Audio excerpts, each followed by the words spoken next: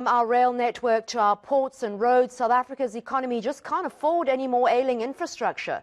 A recent report by consulting firm Frost & Sullivan says 54%, that's more than half of the country's unpaved road network, is in poor to very poor conditions, and probably many of you have experienced it. Championing the call for rural roads to be prioritised is the Road Freight Association. The group says without these roads, many South Africans will go hungry. For more on this, we're joined by Kevin van der Merwe, an Executive Manager of the Road Freight Association of the Road Freight Management Team. Well, thank you so much, Kevin, for joining us. You make a good point. It's all very well for us to need big highways, but those rural byways are how we're getting our food. Yes, good morning, Annika. Morning, viewers.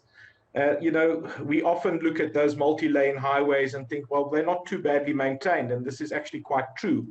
If we consider that currently about 22,000 kilometers of our national infrastructure is under the control of Sunroll, and Sunroll seems to be doing a pretty good job with less than 6% of their roads described as poor to very poor.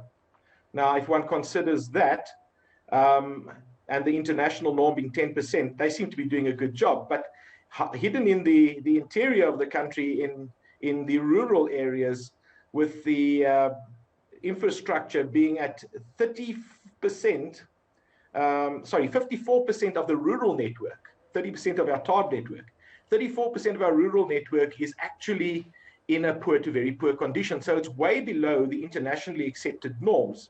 And the impact of this on getting goods from production facilities and farms, to the areas where they can be processed is obviously a very big challenge.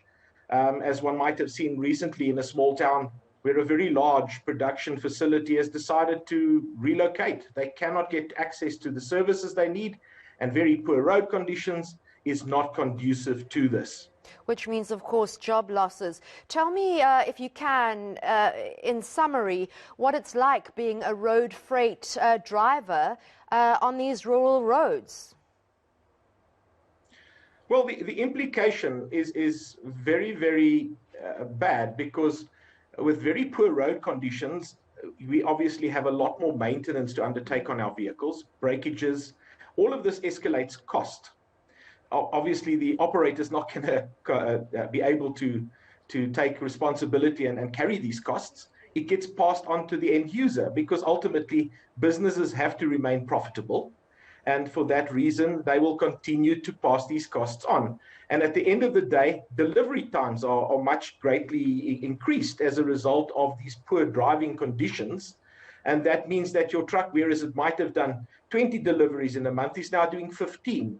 That means you've got far less trips within which to recover your costs. So it stands to reason these costs are also going to be passed on. And with a deteriorating road condition, it is unlikely that those costs are going to come down soon. Very quickly, Kevin, what's government's response been to the Road Freight Association's concerns? Well, at this stage, we have not yet received any feedback from government relating to our press release and the raising of our concerns in this regard. We're very interested to see what they will do. We have got some ideas as an association that we would like to put to government as a way of trying to resolve this lack of maintenance to our road infrastructure. Well, thank you so much for highlighting that. That's Kevin van der Merwe of the Road Freight Association.